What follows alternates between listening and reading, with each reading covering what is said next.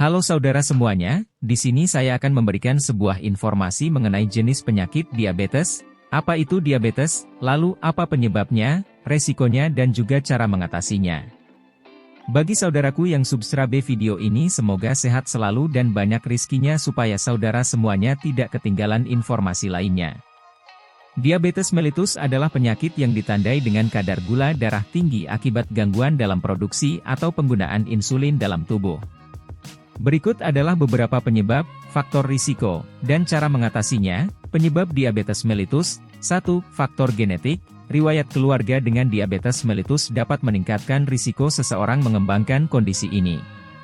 Bagi saudaraku yang subscribe video ini semoga sehat selalu dan banyak rezekinya. 2. Gaya hidup tidak sehat, pola makan tidak sehat, rendah aktivitas fisik, kelebihan berat badan atau obesitas dapat meningkatkan risiko terkena diabetes mellitus tipe 2.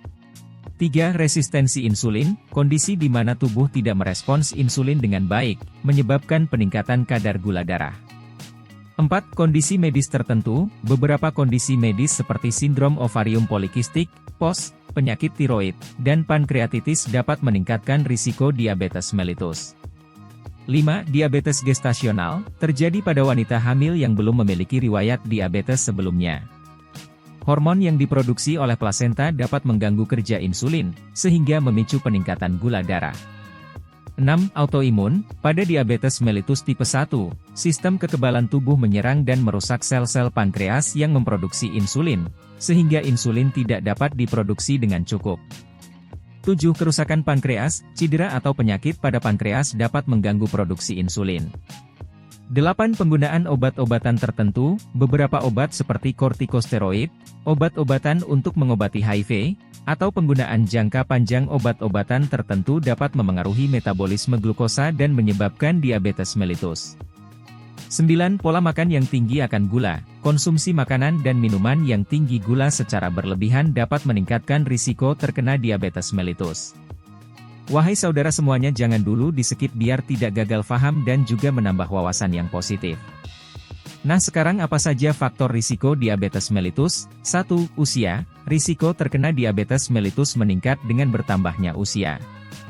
2. Obesitas. Kelebihan berat badan atau obesitas meningkatkan risiko terkena diabetes mellitus tipe 2.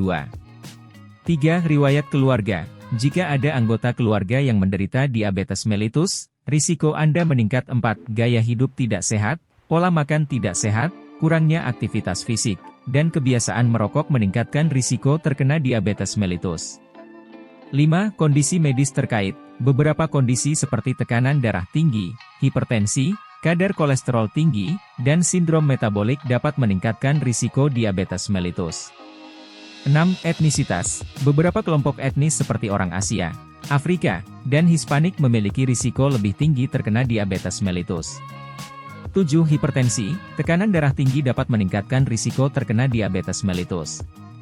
8. Riwayat diabetes gestasional, jika seorang wanita pernah mengalami diabetes gestasional, risiko diabetes mellitus tipe 2 di kemudian hari meningkat.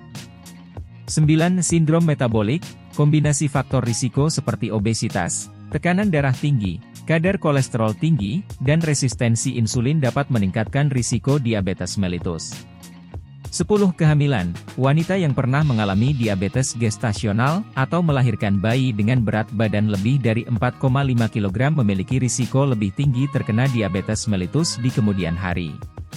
11. Sindrom ovarium polikistik, kondisi hormonal pada wanita yang dapat menyebabkan gangguan ovulasi dan produksi insulin yang tidak efektif, meningkatkan risiko diabetes mellitus tipe 2. 12. Hipertensi gestasional, tekanan darah tinggi selama kehamilan dapat meningkatkan risiko diabetes mellitus di kemudian hari. Kemudian saudara semua, sekarang materi bagaimana cara mengatasi diabetes mellitus. 1. Pola makan sehat, konsumsi makanan yang kaya serat seperti buah-buahan, sayuran, biji-bijian, dan rendah lemak jenuh. Hindari makanan tinggi gula dan karbohidrat sederhana. 2. Aktivitas fisik, lakukan aktivitas fisik secara teratur, seperti berjalan kaki, berenang, atau bersepeda, untuk membantu menurunkan kadar gula darah dan meningkatkan sensitivitas insulin. 3. Pengelolaan berat badan. Jika Anda kelebihan berat badan atau obesitas, menurunkan berat badan dapat membantu mengontrol kadar gula darah. 4. Minimalkan stres. Stres dapat mempengaruhi kadar gula darah. Temukan cara untuk mengelola stres, seperti meditasi, yoga, atau hobi yang menyenangkan. 5. Minum obat dengan resep. Jika diperlukan, dokter mungkin meresepkan obat diabetes, seperti insulin atau obat antidiabetik oral, untuk membantu mengendalikan kadar gula darah. 6. Mengelola stres. Stres dapat mempengaruhi kadar gula darah. Temukan cara untuk mengurangi stres dalam kehidupan sehari-hari, seperti olahraga, meditasi, atau mendengarkan musik. 7. Rutin memeriksa gula darah. Monitoring kadar gula darah secara teratur dapat membantu mengidentifikasi perubahan dalam kontrol diabetes dan mengatasi masalah sejak dini. 8. Edukasi dan dukungan. Dapatkan pengetahuan tentang diabetes mellitus dan caranya dikelola. Juga, cari dukungan dari keluarga, teman, atau kelompok dukungan untuk memotivasi dan membantu Anda dalam menghadapi kondisi ini. 9. Tidur yang cukup. Kurang tidur atau tidur yang tidak berkualitas dapat memengaruhi metabolisme tubuh dan sensitivitas insulin. Pastikan Anda mendapatkan waktu istirahat yang cukup setiap malam. 10. Berkonsultasi dengan tim medis. Penting untuk berkonsultasi dengan dokter, ahli gizi, atau tenaga medis lainnya untuk mendapatkan pengelolaan yang tepat sesuai dengan kondisi diabetes mellitus Anda. 11. Penggunaan insulin. Bagi penderita diabetes mellitus tipe 1 atau diabetes mellitus gestasional yang membutuhkan insulin, penggunaan insulin sesuai dengan anjuran dokter sangat penting dalam mengontrol kadar gula darah. 12. Obat antidiabetik oral. Untuk diabetes mellitus tipe 2, dokter dapat meresepkan obat antidiabetik oral seperti metformin atau sulfonylurea untuk membantu mengontrol kadar gula darah. 13. Pendidikan dan manajemen diri.